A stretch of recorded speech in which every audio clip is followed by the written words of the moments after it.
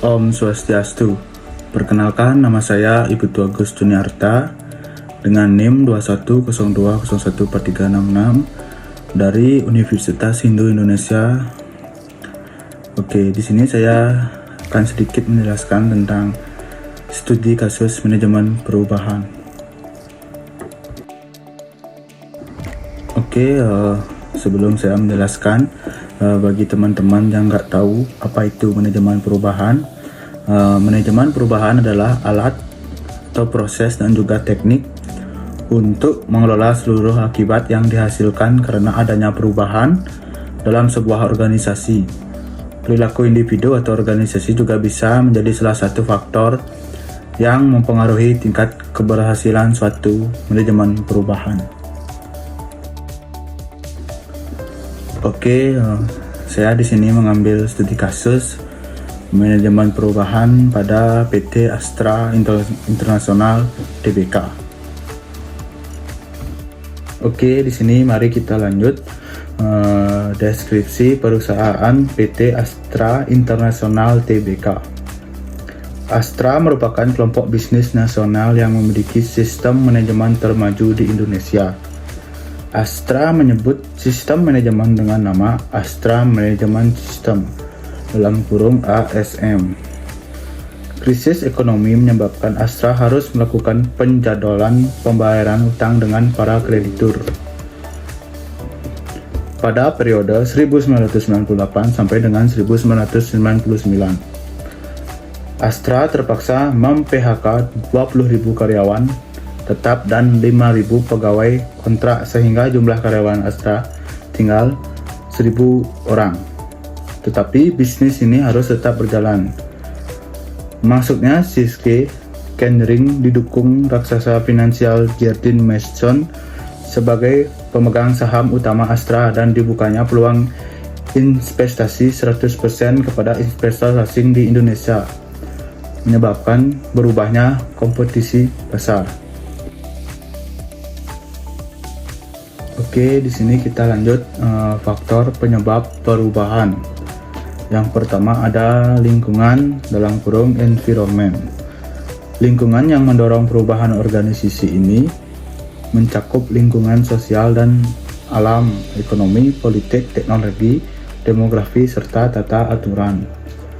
Yang kedua, kepentingan budaya (cultural imperatives). Bagaimana norma atau nilai-nilai kelompok menjadi filosofi kerja dan pendorong organisasi untuk membantu perubahan dengan menyusun rancangan kerja dan strategi baru. Misalnya, membentuk teamwork untuk membantu layanan pendidikan dalam mengubah budaya untuk duduk bersama antar orang tua dan guru dalam mendesain program pembelajaran.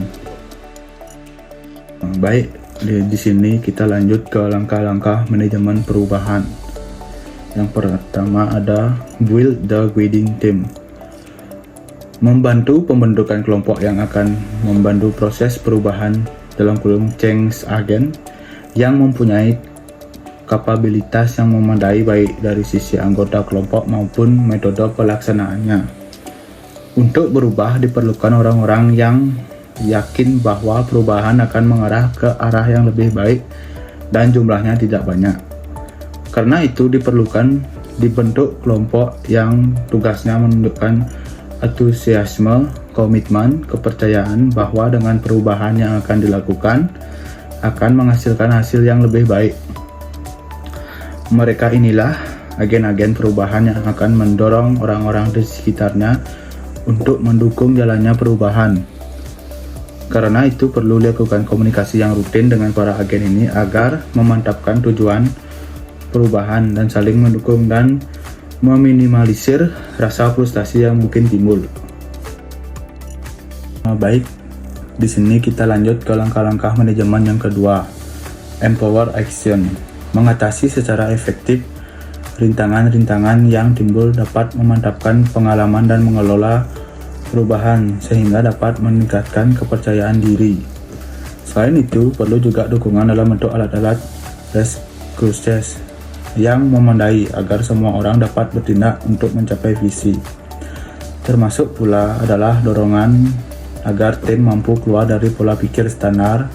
Dana dapat keluar mengambil langkah-langkah terobosan yang belum pernah dilakukan sebelumnya. Oke, kita lanjut ke langkah-langkah manajemen perubahan yang ketiga. Itu don't let up. Jangan berhenti, lanjutkan terus proses perubahan sebelum visi terwujud. Lakukanlah terus upaya untuk meningkatkan sense of urgency sehingga nyala api perubahan tidak redup di tengah jalan.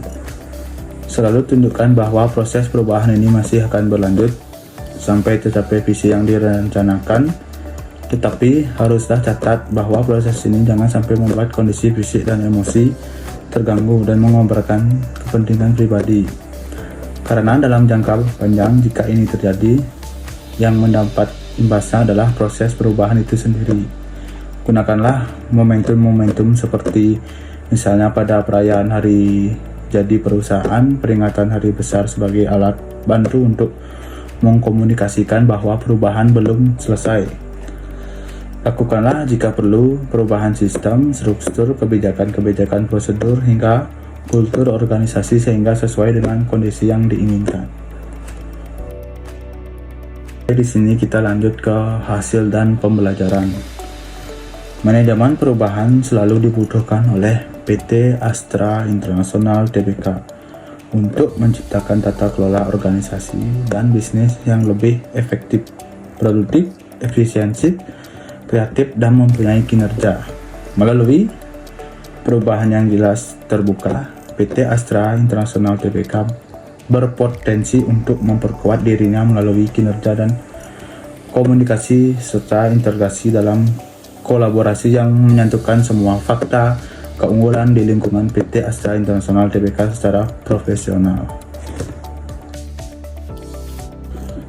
Baik, kesimpulan pada PPT studi kasus saya ini, PT Astra International Tbk menggabungkan prinsip Kaizen teori Coulter 1997 dan manajemen risiko entrepreneurship dalam peta perjalanan manajemen transisi perubahannya.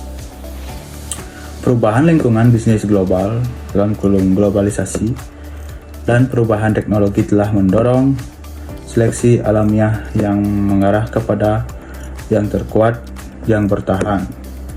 Keberhasilan perusahaan dalam berbisnis di pasar akan didapat oleh perusahaan yang mampu menyesuaikan diri dengan persyaratan lingkungan saat ini, yaitu mereka yang mampu memberikan pelayanan, menawarkan barang dan jasa yang siap dibeli di pasar. Konsekuensinya, baik individu ataupun perusahaan harus menemukan cara menghasilkan nilai yang dapat dipasarkan sesuai dengan tujuan, tuntunan, kebutuhan yang pasar dinamis. Oke, sekian presentasi dari saya. Saya Ibu Agus Juniarta mengucapkan terima kasih. Apabila ada kesalahan kata, saya mohon maaf. Saya akhiri dengan Rama Santi. Om Santi Santi Santi Santi Om.